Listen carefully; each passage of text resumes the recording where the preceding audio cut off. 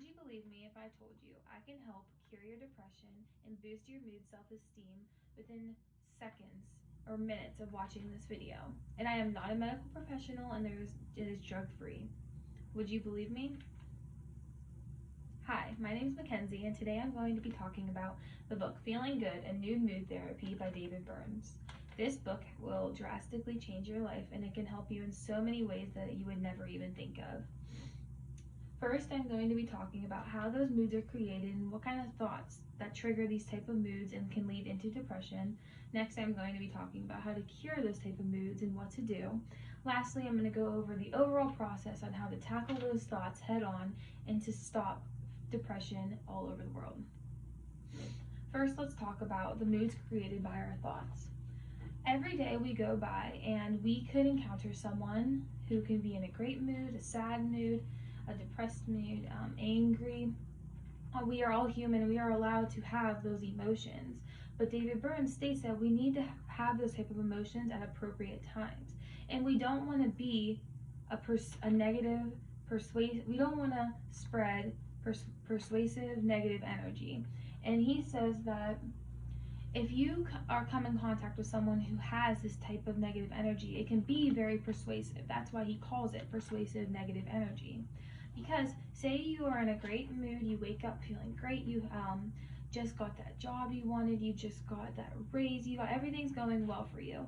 And then you go into work, school, the public, just anywhere in general, and you encounter someone who is very negative and they are having a very rough day, and that their tendency of having those negative emotions, it tends to come onto you, and then you become a carrier of those negative emotions and your mood changes like that. And we can't really help it because it's in our natural human body that once our mood can change like that no matter what happens.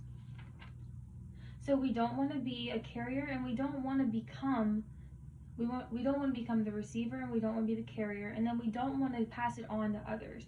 If we encounter someone who has that negative energy, we want to help them out as much as they can to change that mood back to positive moods. So giving them positive reinforcement, compliments, give them a self-esteem boost so that they can do the rest and they can collect themselves together and become better throughout the rest of their day.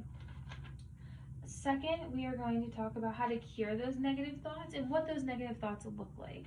So when we encounter someone who has negative thought, we just talked about that. What we should do, we should try to stay away as much as we can from them, but we haven't talked about when we have our own negative thoughts and what we should do. So according to David Burns, he suggests using the triple column technique, and he states, first, you want to think about when you have a negative thought, ask these 3 questions.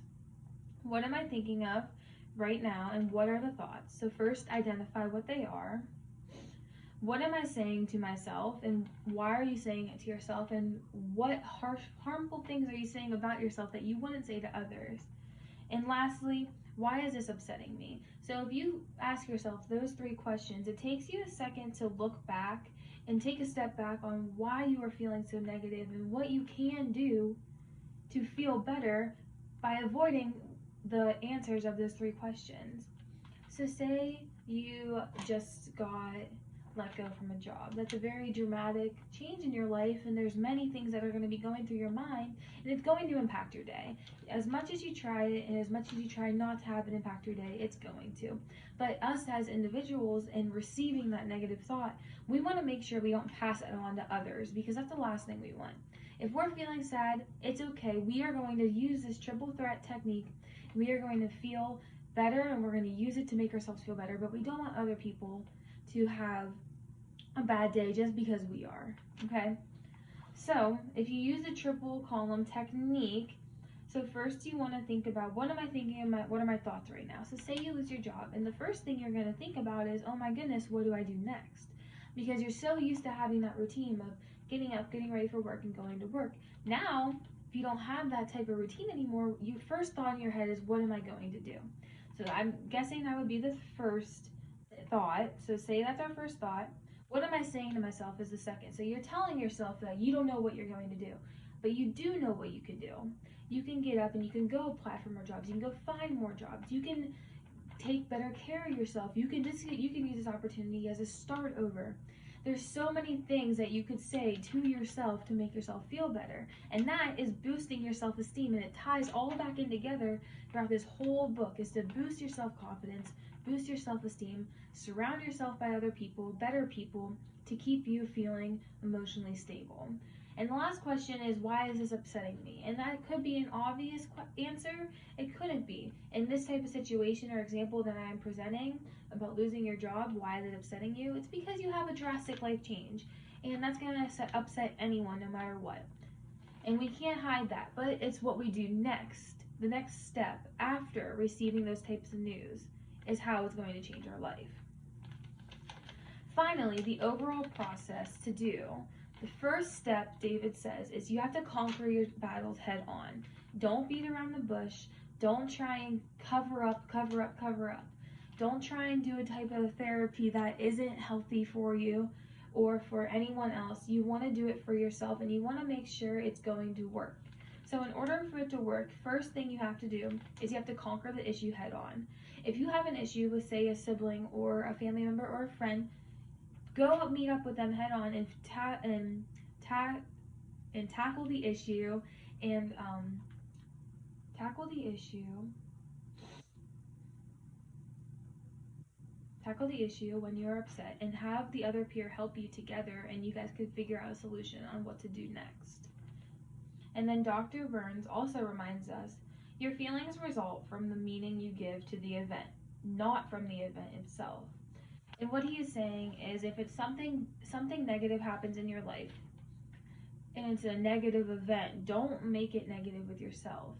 So say, again, let's use the same example of losing your job. Don't blame it on yourself, okay? You want to don't blame yourself for losing your job. There could have been many situations on why you lost your job. And if you don't get that type of answer, if they don't give you a direct answer of why you did and they just let you go, don't blame yourself for it. Blame the event. Say it was a very terrible situation that happened to me, but what am I going to do next? And it all ties in together of what you're going to do next and why you're going to do it. So today we talked about persuasive negativity and how that causes depression and impacts your mood. Then we talked about how to cure those negative thoughts and what those negative thoughts look like. And finally, we talked about the overall process of what to do when you're upset, and I gave some examples on what to do in certain situations. So now, after you listen to my speech and you read this book, do you think you can cure depression and help others? Thank you.